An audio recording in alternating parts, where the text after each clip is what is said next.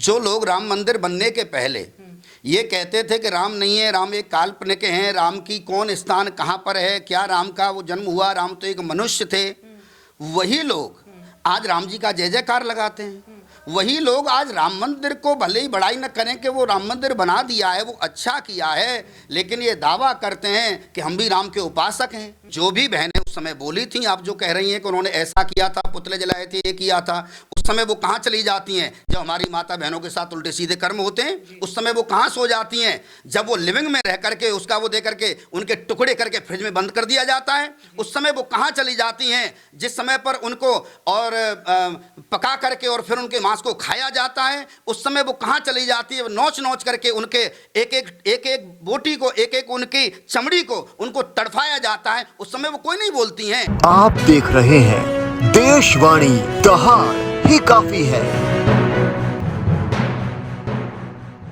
महाराज जी, अगर बात करें, आपने कहा कि बहुत सारी कुरीतियां हैं, कहीं और ले जाने का जो है वो कोशिश की जा रही है। ऐसे में अगर मैं बात करूं तो आज जो है वो 23 तारीख है और पूरे भारत के अंदर बहुत सारे लोग जो हैं वो क्रिसमस मनाते हैं, संता की जो है वो कहीं ना कहीं उम्मीद करते हैं। उन लोगों के लिए क्या कहेंगे? देखिए, ये सब चीज़ें हमारे सनातन को भटकाने वाली चीज़ें हैं जी। तरह तरह से हमारे सनातनियों को लोभ दे करके, चाहे वो किसी भी तरह का लोभ देते हैं, अनेक अनेक तरह के धर्मों में जुड़ने के लिए कि हम आपका, कोई कहते हैं मकान बनवाएंगे, कोई कहते हैं आपके बच्चों को फ्री में पढ़ाएंगे। ऐसा होता कुछ नहीं है। चाहे वो सेंटाज है, चाहे वो अन्य अन्य इस तरह के वो बीच बीच में आते रहते हैं। ये केवल और केवल हमारे सनातनियों का मन भटकाने वाली चीज़ें हैं। हम सनातनियों को जागृत होना पड़ेगा और जागृत होकर के ये ध्यान देना होगा कि वो जितने भी हमें जो लोभ देते हैं वो कुछ ऐसा हमारे साथ होता नहीं है। केवल हमें अपनी तरफ मोड़ने के लिए, हमारा रास्ता मोड़ने के लिए, हमें अपने पथ से भटकाने के लिए वो कार्य होता है। और जब हम अपने पथ से भटक चुके होते हैं, उसके बाद हम जहाँ रह रहे थे, जिस धर्म में रह रहे थे, उससे और हम परेशानी में डूब जाते हैं और वहाँ ऐसा कुछ भी नहीं मिलता है। तो हम सनातनियों को उसके लिए बहुत जागृत होने की आवश्यकता है। ये सब जितने भी हैं हमारे भगवान श्री योगेश्वर कृष्ण से सनातन धर्म यहाँ बनाया नहीं गया। अन्य जितने भी धर्म हैं वो यहाँ आकर के बनाए जाते हैं। एक सनातन धर्म ऐसा है जो केवल और केवल जब वो बच्चा जन्म लेता है वो सनातनी होता है और जाता है वो सनातनी होता है। दूसरे धर्मों में केवल बीच के समय में ही वो धर्म रहता है, न वो जन्म के समय होता है और ना वो अंतिम समय होता है। महाराज जी, कृष्ण को कहीं ना कहीं माना जाता है कि वो अवतरित हुए, राम को जो कि वो भी नारायण के ही जो है अवतार थे, लेकिन उन्हें काल्पनिक कहा जाता है कि ये खाली जो है वो कल्पनाएं थी, काल्पनिक जो है वो बनाया गया है पूरी रामायण को। क्या सोचते हैं आप? देखिए, कहने के लिए तो मैं राजनीति में बिल्कुल नहीं जाना चाहूँगा, लेकिन अब आपने चर्चा करी है तो मुझे कहने में कोई भय भी नहीं है। जो लोग राम मंदिर बनने के पहले ये कहते थे कि राम नहीं है, राम एक काल्पनिक हैं, राम की कौन स्थान कहाँ पर है, क्या राम का वो जन्म हुआ, राम तो एक मनुष्य थे, वही लोग आज राम जी का जय जयकार लगाते हैं। वही लोग आज राम मंदिर को भले ही बड़ाई न करें कि वो राम मंदिर बना दिया है, वो अच्छा किया है, लेकिन ये दावा करते हैं कि हम भी राम के उपासक हैं। तो ये तो सब राजनीतिक एक अपना वोट बैंक बनाने के लिए तरह तरह की बातें होती हैं। लेकिन हम अगर राम जी की कहें, राम हमारे एक अवतार लेकर के आए हैं। उन्होंने कहीं कोई एक साधारण जन्म नहीं लिया है। और राम हमारे जो भगवान के जो अवतार हुए हैं उनमें एक गिनती भगवान राम के अवतार की भी है। दूसरे नंबर बात, उन्होंने एक मर्यादा के स्वरूप में रह करके और एक मानव जीवन का सुबह से लेकर के शाम तक और जन्म से लेकर के अंतिम समय तक का किस तरह का हमारा आचरण होना चाहिए, किस तरह का हमारा व्यवहार होना चाहिए, ये राम जी ने सिखाया है। एक छोटे बच्चे को भी ये सिखाया है कि प्रातः काल उठकर रघुनाथा, मात पिता गुरु ना वही माथा। तो जो भगवान हमारे मर्यादित होकर के, और उस समय में जो लोग तरह तरह की बातें उठाते हैं, वो लोग जो तरह तरह की हमारे धर्म के प्रति बातें बनाते हैं, उन लोगों को भी हमारे राम जी से वो सीखना चाहिए शालीनता कि जहाँ कोई एक स्त्री वहाँ शादी का प्रस्ताव लेकर के आई थी, उन्होंने उसकी तरफ देखा तक नहीं और बल्कि उन्होंने बहुत कुछ उसको समझाया नहीं मानी, नहीं समझी, तो उसको फिर उसकी भाषा में समझाया। वो उनकी एक मर्यादा के अंतर्गत उन्होंने हमेशा ही एक मर्यादा का उन्होंने निरूपण किया है। एक मनुष्य जन्म में दिखा करके अपने आप को, हमको और आपको उस रास्ते पर चलने का एक सद्मार्ग सिखाया है। महाराज जी, ये कैसे जो है वो कोई तुलना करे कि एक स्त्री की मर्यादा क्या है और एक पुरुष की मर्यादा क्या है? देखिए, ये सब केवल और केवल हमारे शास्त्रों के हिसाब से हैं। भागवत जी में एक कथा आती है कि राजा उत्तानपाद की 2 पत्नियां थी, सुनीति और सुरुचि। तो सुरुचि जो है वो अपने मन के हिसाब से चलती है। मन का हिसाब कह सकते हैं कि आजकल, मैं उस विषय में बहुत ज़्यादा न जाऊं, पीछे कुछ दिन पहले आपने सुना होगा कि माता बहनों पर कुछ संतों ने कुछ बोला था। जो मैं उसी के ऊपर आ रही थी कि अनिरुद्धाचार्य जी ने जो टिप्पणी की या फिर जो प्रेमानंद महाराज ने की, जो रितंबरा दीदी माँ ने की, क्या वो टिप्पणी सही थी? यही मैंने सवाल जो है वो इसीलिए पूछा है कि एक स्त्री की मर्यादा आखिर है क्या? नहीं, आप जो भूमिका बना करके ला रहे थे वो लगभग हमारे दिमाग में आ चुकी थी। ये प्रभु कृपा है, गुरुदेव की कृपा है। लेकिन मैं इतना जरूर कहूँगा कि हमारा भारत एक सनातन धर्म है। हमारा पूरा भारत एक हिंदू देश है। उसमें कोई भी जन्म ले रहा है वो सनातन में जन्म ले रहा है।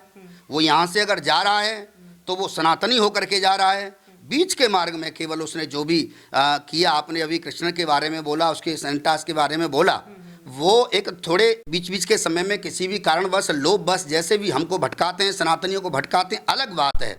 लेकिन हमारे जो शास्त्रों ने कहा है कि सनातन के तरह से माता बहनों का किस तरह का आचरण होना चाहिए।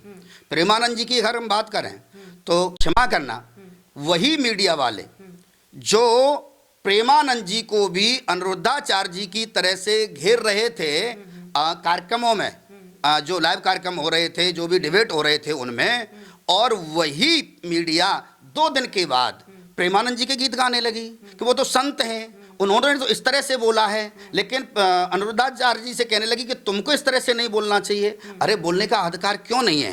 क्या वो जो गलत मार्ग की ओर जा रही हैं, जो गलत चीज़ों की शिकार हो रही हैं, वो हमारी बहनें नहीं हैं? लेकिन एक कथावाचक के लिए ये कहा तमाम उन महिलाओं ने कुछ जो है वो विरोध किया कि एक कथावाचक को ये शोभनीय नहीं है कि वो कथा करते हुए जो है इतने लोगों के बीच में इस तरीके का जो है वो आचरण करें कुछ महिलाओं के लिए।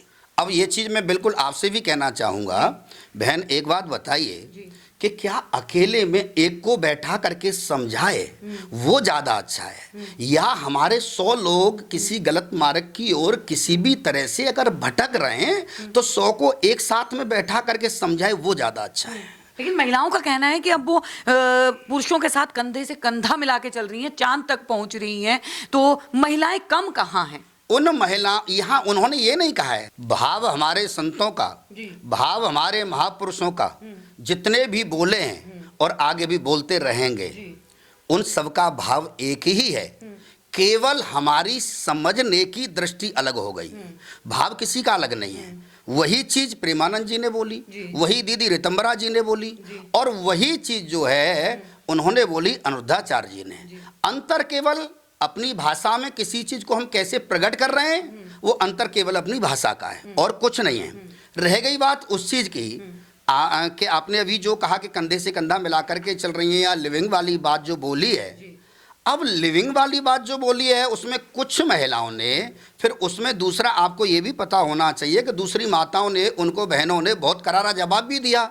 उनकी हिम्मत, अनिरुद्धाचार्य के पुतले जलाए, कथावाचक के लिए इस तरीके का व्यवहार जो है वो किया गया।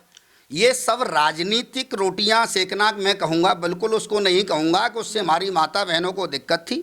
दूसरे नंबर बात यह है कि हमारे भगवान राम जो है अवतार लेकर के आए, भगवान कृष्ण हमारे पूर्ण अवतार, पूर्ण कलाओं से अवतरित होकर के आए, और 100 में से 200 में से कुछ लोगों ने उनको भी कहा कि ये ऐसे थे कि वैसे थे, या आज भी कुछ लोग जो हैं वो अपने वोट बैंक के लिए, उनका अंदर से उभाव नहीं है, लेकिन मुझे किसी भी तरह से वोट चाहिए, तो उसके लिए वो आज भी उस तरह की कोशिशें कर रहे हैं। तो मैं बिल्कुल आपसे ये कहूँगा कि हमारे जितने भी महापुरुष हैं, हमारे जितने भी संत हैं, वो भटके हुए समाज को, जो सनातनियों को किसी भी तरह से भटकाने की कोशिश कर रहे हैं, उनको मार्ग की तरफ लाने की कोशिश कर रहे हैं। मैं फिर कहूँगा कि जो भी बहनें उस समय बोली थी, आप जो कह रही हैं कि उन्होंने ऐसा किया था, पुतले जलाए थे, ये किया था, उस समय वो कहाँ चली जाती हैं? जब हमारी माता बहनों के साथ उल्टे सीधे कर्म होते हैं, उस समय वो कहाँ सो जाती हैं? जब वो लिविंग में रह करके उसका वो दे करके उनके टुकड़े करके फ्रिज में बंद कर दिया जाता है, उस समय वो कहाँ चली जाती हैं? जिस समय पर उनको और पका करके और फिर उनके मांस को खाया जाता है, उस समय वो कहाँ चली जाती है? नोच नोच करके उनके एक बोटी को, एक उनकी चमड़ी को उनको तड़फाया जाता है, उस समय वो कोई नहीं बोलती हैं। ये केवल और केवल रोटी खाने जो है वोट बैंक वाली, ये केवल अपने आप को चमकाने वाली, या कोई भी ये नॉर्मल आजकल यूट्यूबर जो चल रहे हैं, उनको केवल अपने चैनल में व्यू बढ़ाने वाली बातें हैं, इसके अलावा और कुछ भी नहीं है। बहुत बहुत धन्यवाद महाराज जी। तो देखिए, बालकृष्ण महाराज जी हमारे साथ जुड़े थे, तमाम सारे सवालों के ऊपर जो है वो हमने बात करी। सवाल बहुत सारे हैं जो कि सनातन से, अध्यात्म से जुड़े हुए हैं। अगले जो है साक्षात्कार में